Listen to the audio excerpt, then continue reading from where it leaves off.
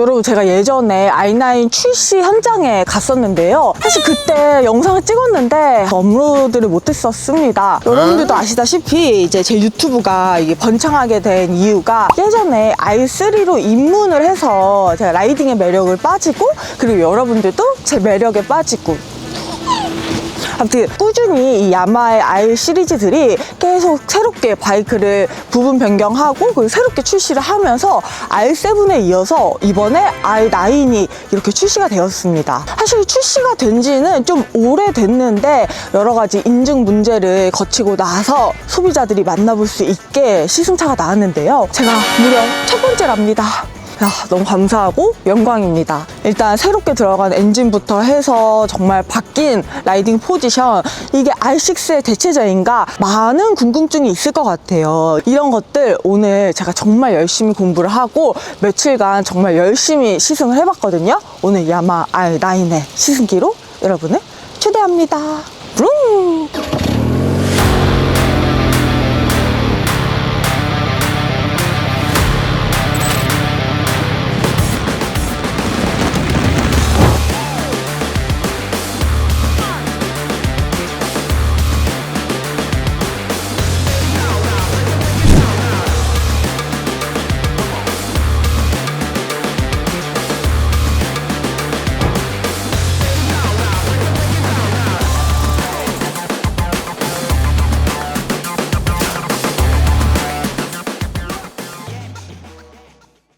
여러분, 디자인 보기 전에 어떤 바이크인지 간단하게 설명을 해드리려고 해요. 이 야마하의 명차죠. R6가 단종이 된 이후로 이 R9이 출시를 했습니다. 그래서 많은 분들이 R6의 대체제가 아니냐 이렇게 생각을 하시는데 저도 그렇게 생각을 했거든요. 근데 이 R9은 기존의 R6에 들어가던 4기통이 아닌 3기통 엔진이 들어갑니다. 이 3기통 엔진은 야마하 MT09에도 들어가던 엔진입니다. 그런데 R6를 계승을 했으면 똑같은 4기통 엔진을 넣어줬어야 됐는데 왜 3기통 엔진을 넣었냐, 그래서 많은 분들이 좀 실망도 하시고 혹은 좀 다른 아이인가 이렇게 생각을 하실 것 같은데 맞습니다. 다른 아이예요. 이 i9은 R6의 대체제가 아닌 새로 나온 장르의 바이크입니다. 예를 들면 이제 두카티에도 파니갈레가 있고 지금은 단종되었지만 슈퍼스포츠가 있잖아요. 이 두 바이크는 비슷하게 생겼는데 슈퍼스포츠는 조금 더 편안하게 공도와 트랙을 모두 주행할 수 있던 바이크였습니다. 이 R9이요, 바로 그런 바이크예요.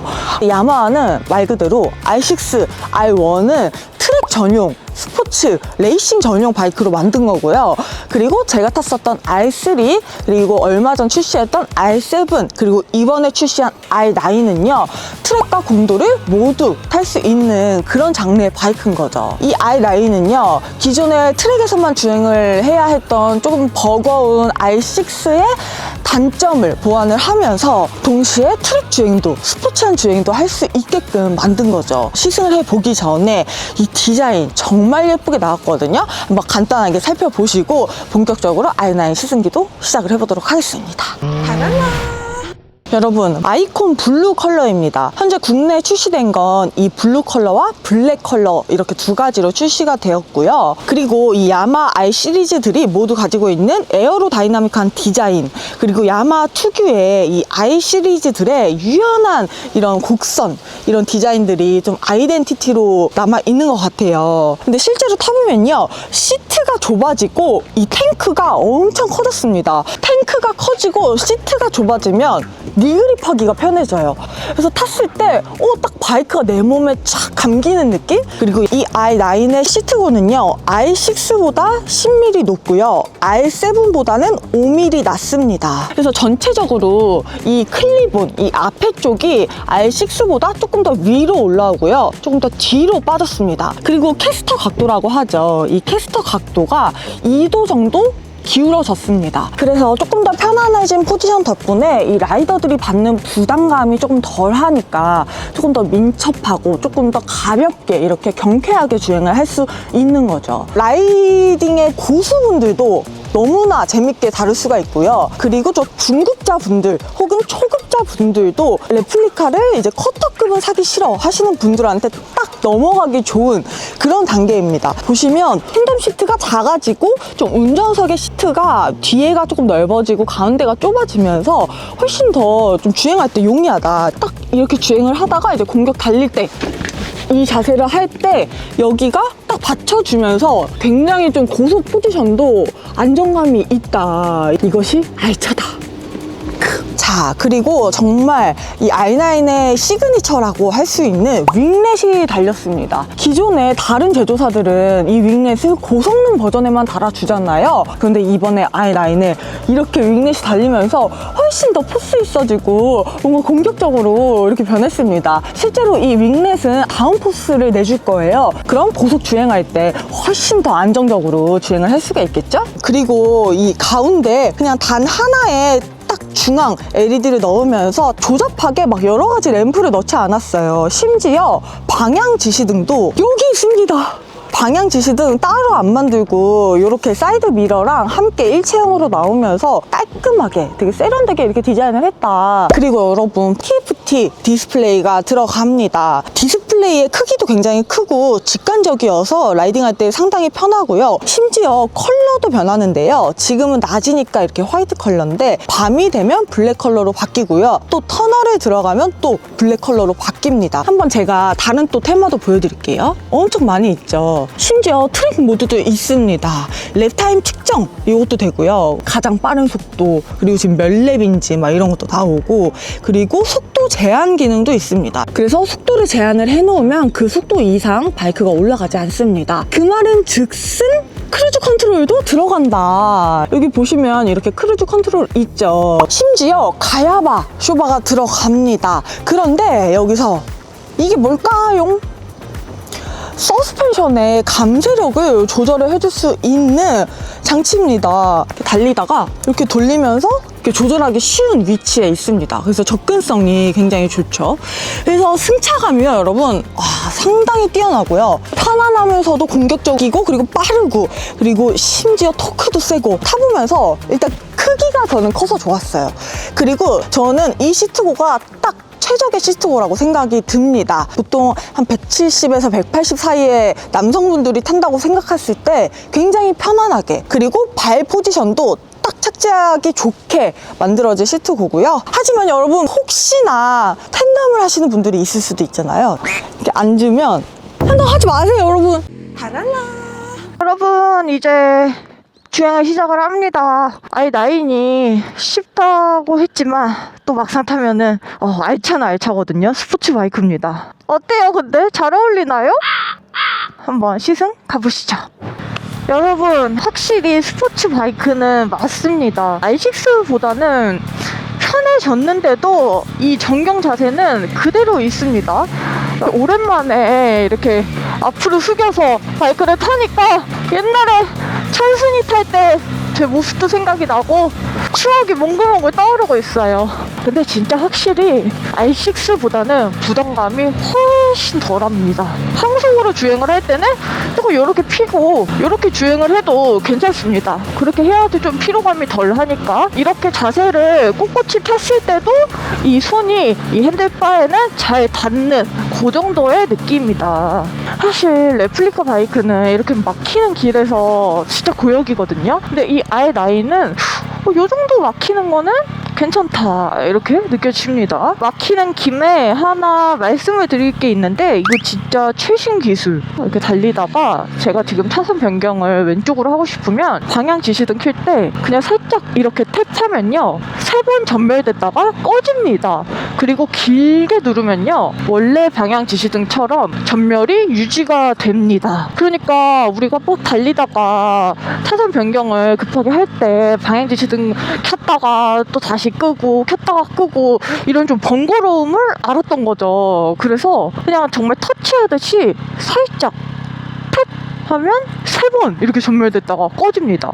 좀 깊게 누르면 계속 전멸되는 방식. 차선 변경할 때 손쉽게 방향 지시등을 켤 수가 있으니까 이거 진짜 좋은 것 같아요. 여러분, 이제 조금 뚫렸습니다.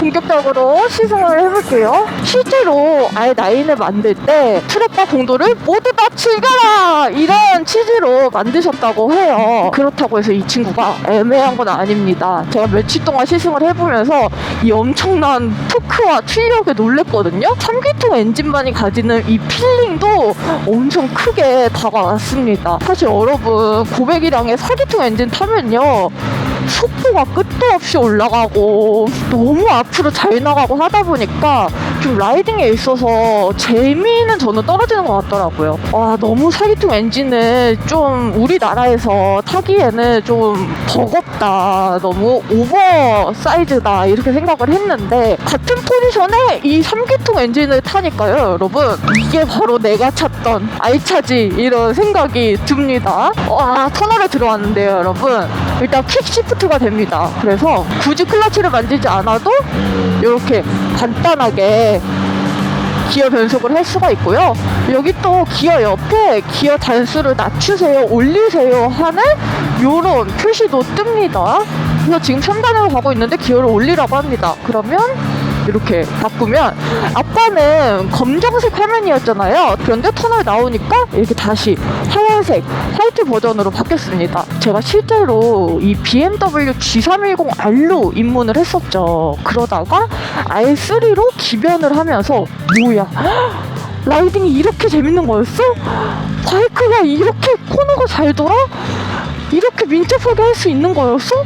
하면서 그때 라이딩의 매력에 진짜 푹 빠졌거든요. 그 R3에서 느꼈던 이 야마 바이크만의 이 가벼운 체감 무게, 그리고 민첩함, 굉장히 막 좋은 무게 밸런스, 이런 것들이 그대로 또 다 느껴집니다. 그리고 여러분, 정말 궁금해하실 이 핸들링은요, 이제 포지션이 조금 더 편안해졌잖아요. 그만큼 핸들링도 좀 가볍고 굉장히 접근하기가 쉬워졌다. 그리고 이 즉각적인 피드백이 바로바로 느껴져요. 그리고 그 이유가 이 가야바 서스펜션에도 있습니다. 감소력을 조금 더 하드하게, 조금 더 소프트하게 이런 식으로 조절을 할 수가 있으니까 라이딩별로 조절할 수가 있다. 여러분, 이제 살짝 코너링에 들어가는데요, 이렇게 딱 니그립 지지하면서 이런 완만한 코너는 가뿐합니다. 이거 진짜 달리기를 위한 차다. 이게 일단 무게 밸런스가 너무 좋다 보니까 5대5 밸런스로 정말 무게 중심이 딱 좋거든요. 그래서 코너링 할 때, 핸들링 할 때도 너무 안정적으로 딱 제가 원하는 만큼 잘 돌아갑니다. 그리고 와, 고속주행은요, 여러분, 오히려 이 3기통의 엔진이 훨씬 더 라이더에게 주는 이 짜릿함, 이 필링이 훨씬 더 재밌습니다. 4기통 엔진을 탔을 때 느껴지던 그 너무 부드러운 그런 느낌, 너무 빠르게 올라가는 속도, 막 고회전, 이런 느낌이 사실 저는 좀 무서웠어요. 근데 이 3기통 엔진을 타면요, 여러분, 충분히 짜릿하고 충분히 즐겁습니다. 그 말은 즉슨 좀 부족해서 재밌다는 거 아니야? No! 저도 이제 짬이 쳤다고요. 부족해서 재밌던 거, 제가 입문자일 때 R3를 탈 때 부족해서 재밌던 거지, 지금 R3를 타면 저도 조금 만만하게 보고 좀 짜릿함은 없지 않을까요? 근데 이 R9은요, 약간의 라이더에게 긴장감도 주면서 짜릿함도 주면서 마치 내가 지금 고속으로 굉장히 가고 있는 듯한 그런 느낌, 그리고 적당한 진동과 무엇보다 사운드가 정말 좋아요. 이런 것들이 하나로 딱 융합이 되면서 정말 재밌거든요. 진짜 이거는 4기통 엔진에서 느낄 수 없었던 필링입니다. 만약에 여러분, 야마하가 이 R6를 단종을 시키고 이 R9을 새롭게 출시를 하면서 기존과 똑같은 4기통 엔진을 탑재를 했다면 이 가격에 우리한테 출시를 할 수가 없었을 겁니다. 2천만 원이 채 되지 않는 1,850만 원에 출시를 했습니다. 그런데 이 과감하게 4기통을 포기하고 3기통 엔진을 넣은 거는 득보다 실이 많았기에 그랬을 겁니다. 지금 유로5 플러스 환경 규제에 대응을 하려면 엄청난 제조 단가가 필요하게 되죠. 그러면 그 비용은 결국 저희가 우리가 실제로 구매하는 소비자 가격이 되는 거죠. 이게 1000만원대 바이크라고? 이런 생각이 절대 안 들거든요. 왜냐면 그만큼의 다양한 편의 기능도 있고 차체 크기도 큰 편이고 그리고 공차 중량도 179kg나 나갑니다. 근데 겉모습은 누가 봐도 아예 원급이에요. 그러니까 이게 진짜 가성비 좋은 바이크, 그런데 재미와 출력, 토크도 모두 잡은 그런 바이크다라고 말씀을 드릴 수 있는 것 같아요. 지금 옆에서 이렇게 저를 찍어주고 있는데 여러분 저 보세요. 이거 1850만원짜리 바이크 안 같죠? 자, 이제 뚫리는 길에 왔으니까 한번 달려볼 건데요. 드라이빙 모드는 첫 번째는 지금 제가 사용하고 있는 스트릿 모드, 그냥 공도에서 쓰는 모드고요. 그리고 스포츠 모드, 커스텀, 레인 모드, 그리고 아까 트랙 전용 모드 보셨죠? 그렇게 여러 가지 모드가 있는데 스포츠로 해놓으면요 정말 이 야마 하는구나 이거를 확실히 느낄 수가 있어요. 야마의 이런 소리 있잖아요. 그게 진짜 무슨 음악처럼 만들어놨어요. i9 소리 한번 제대로 들어보시죠.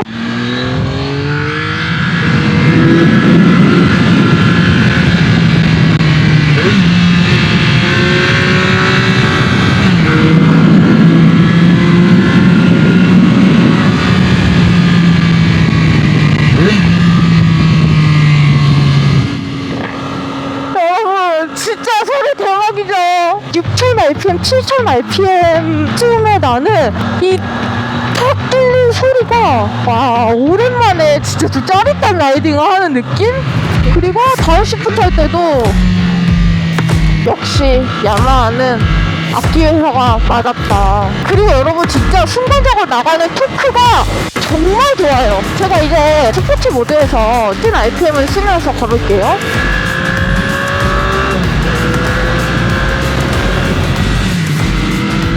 여러분 제가 지금 고속으로 코너를 돌고 있는데 이래서 야마 바이크를 내가 탔던 거지. 짜릿한 주행이었다. 엔진이 줄었다고 해서 이 바이크의 출력이나 토크가 줄었다, 부족하다 이런 느낌은 전혀 안 들었거든요. 오히려 4기통 엔진일 때보다 훨씬 더 이 센 토크감, 그리고 공도에서도 충분히 즐길 수 있는 여유로움, 단점을 진짜 말씀드리고 싶은데 근데 가격도 1000만원대니까 이게 단점을 얘기할 게 딱히 없네요. 그냥 스포츠 바이크의 정석이다 이렇게 표현을 드리고 싶습니다. 여러분 이렇게 i9의 시승기를 맞춰보도록 하겠습니다. 굳이 이거 하나 사면 다른 바이크 안 사도 된다 이런 느낌이 들거든요. 편안하면서 가볍죠, 빠르죠, 가격도 합리적이죠. 정말 바이크 시대 시기부터 중기까지 그냥 다 아우를 수 있는 정말 팔방미인 같은 그런 바이크가 아닐까 생각이 듭니다. 다음에 또 좋은 스포츠 바이크 시승기로 또 돌아오도록 하겠습니다. 안녕!